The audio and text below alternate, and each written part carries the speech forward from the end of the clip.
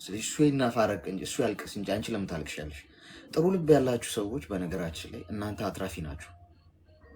አትራፊ ናችሁ እናንተ በምንም አይነት መልኩ ተገፉ፣ ውደቁ፣ ተጠሉ፣ ይካዷችሁ፣ ጥሩ ልብ ያለው ሰው መቼም ወድቆ አይወድቅ። ገብቶሻል?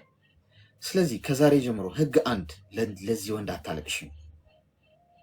ህግ 2 በሁለት እግርሽ ቀጥ ብለሽ ትቆሚያለሽ። ቤተሰብ፣ ገለመሌ፣ ጓደኛ፣ ማንም ስታለቅሽ ያልደረሰልሽ ማንም ባንቺ ህይወት አያገባው። አንቺን አስተኝቶ እዛው ቤት ከሌላ ሴት ጋር ሲተኛ ማን ተዋለው? እሱ ማንም አላለውም እኮ አይደል? አንቺን ጀጅ ሊያደርግሽ የሚገባ ማንም ሰው የለም። እናትሽም ቢሆኑ አባትሽ አያገባቸው። መከራችሁን ስትጋፈጡ አፈር ከድሜ ስትግጡ ማንም እጁን ዘርግቶ ያላነሳችሁ ነገ ቀና ስትሉ መጥተው አስተያየት ሊሰጧችሁና እናስታርቅ ምናምን በሚል ገለመሌ ከበዳይ ጎን ሊቆሙ ከሞከሩ ኖ በሉ። ብዙ ጊዜ በዳይ ነው የሚያለቅሰው፣ በዳይ ነው የሚከሰው፣ የሚንከባለለው፣ የሚንፈራፈረው። ከዛ ተበዳይ እንደ ጥፋተኛ ይቆጠራል። ዝም ሲል ዝም ስላለ ብቻ ተበዳይ ተጎጂ እንደ ጥፋተኛ ይቆጠራል። በዳይ ሁሌ እንዳለቀሰ ነው፣ ሁሌ አንድ ዕድል ስጡኝ እንዳለ ነው፣ ሁሌ እየይ እንዳለ ነው። አስታርቁኝ ብሎ አሁን ሄዶ እናትና አባትሽ ፊት እግራቸው ላይ ቢንከባል እናትና አባትሽ አንቺን ነው ጀጅ የሚያደርጉት። አንቺ ይቅር በይው፣ ታዩ፣ እለፊው ይሉሻል። የአንቺን ህመም ማንም አያውቅም። ኖ ይባላል። በዛ ጊዜ አያገባችሁም ይባላል። ማንም ምንም አያመጣም። መከራሽን አብሮ ያልተጋፈጠ ቤተሰብም ቢሆን እንዲህ አይነት አቋም ሊኖርሽ ይገባል። የወታደር አቋም ይኖራችሁ ጋይስ። የሆነ ነገር ላይ ቁርጥ ያለ የምትከበሩት እንደዛ። ስለዚህ አንድ ድል ብሎ ነገር የለም። እሺ፣ ለእንደዚህ አይነት ሰው አንድ ድል ብለሽ ነገር አስጪ። ተጨማሪ እድል መስጠት ማለት ለሰዎች ጥይት የጨረሰ መሳሪያቸው ውስጥ ጥይት መክተት ማለት ነው። ከዛ ይለጥጧችኋል ወስደው። አንድ እድል ብሎ ታሪክ የለም። በተለይ ለሚማግጡ ሰዎች እድል የለም።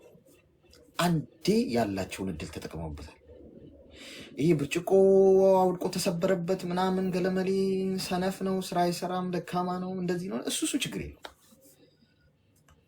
ቺቲንግ በላይሽ ላይ ሄዶ ሌላ ሴት ካቀፈ ሴትም ትሆን ታርገው ኔቨር እድል የሌለው ጉዳይ ይሄ ነው።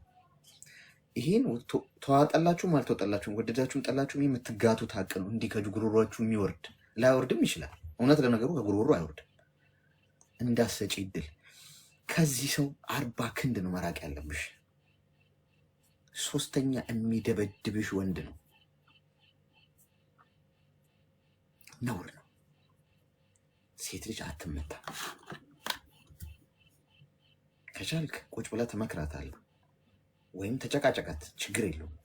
ተከራከር፣ ቁጭ ብለህ ሀሳብን ጠረጴዛ ላይ አድርገህ ለመግባባት ነው። ካልተግባባት ተለያይ። አትመታ። እሷን የመምታት መብት ያለው አባቷ ብቻ ነው። እሱም ልጅ እያለች ከ18 ዓመት በታች እያለች የመግረፍ መብት አለው። አባት ነው ቀጥቶ ሊያሳድግ።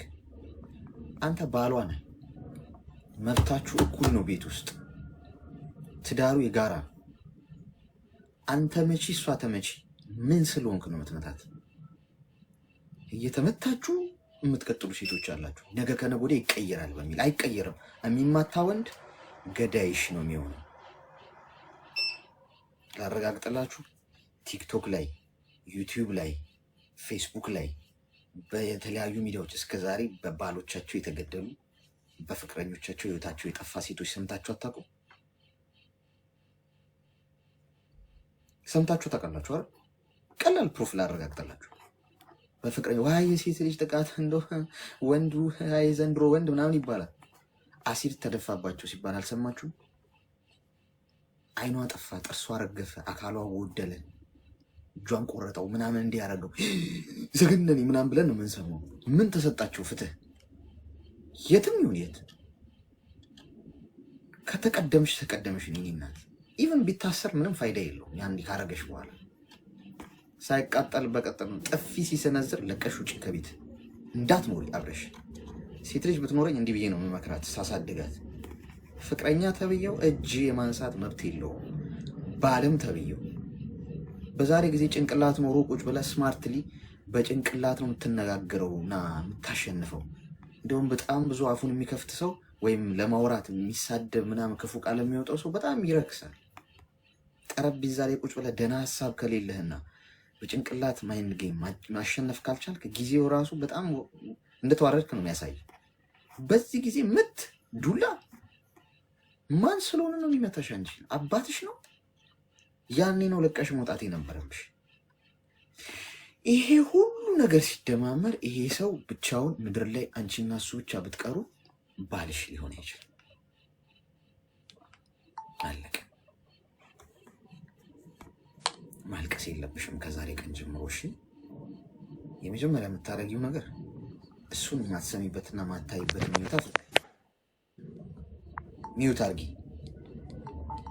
እሱን የማታይበትና የማትሰሚበት መጀመሪያ መዳን ስላለብሽ ነው። ከዚህ ስሜት ለመውጣት አሁን ከዚህ ከሲቃው ስሜት ከመጎዳቱ ራቂ። ስልክሽን ቀይሪ፣ ቦታሽን ቀይሪ፣ ሁኔታሽን ቀይሪ። ማንንም ሰው አታገኝ፣ ማንንም ሰው አትስሚ። ለብቻሽ መጀመሪያ ዳኝ። ግን ኔጌቲቭ ነገር እየነገሩ የበታችነት ስሜት እየነገሯችሁ እየጎዷችሁ ከሚያኖሯችሁ ወይም ስሜታችሁን ከሚጎዱ ሰዎች መጀመሪያ መራቅ ነው።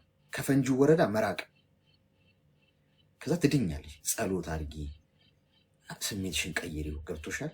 ከዛ እየዳንሽ እየጠነከርሽ ስትመጪ ያኔ ሀገር ቤት ትሄጂና ቁጭ ብለሽ ከቤተሰቦችሽ ጋር በጠረጴዛ ዙሪያ ታወሪያለሽ። ስለዚህ ጉዳይ ማወቅ አለባቸው።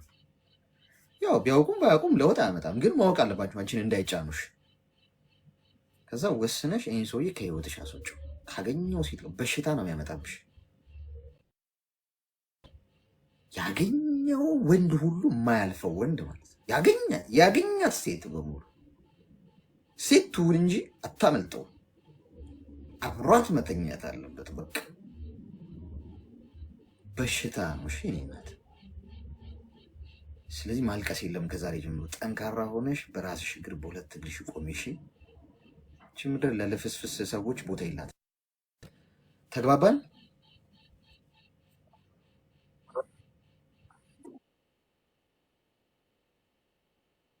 እሺ መልካም ቀን።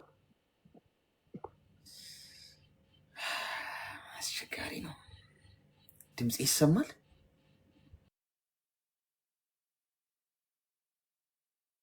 ኔትወርክ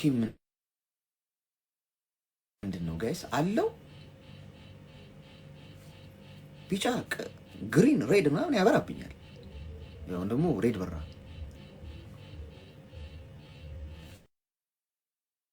እሰማለሁ።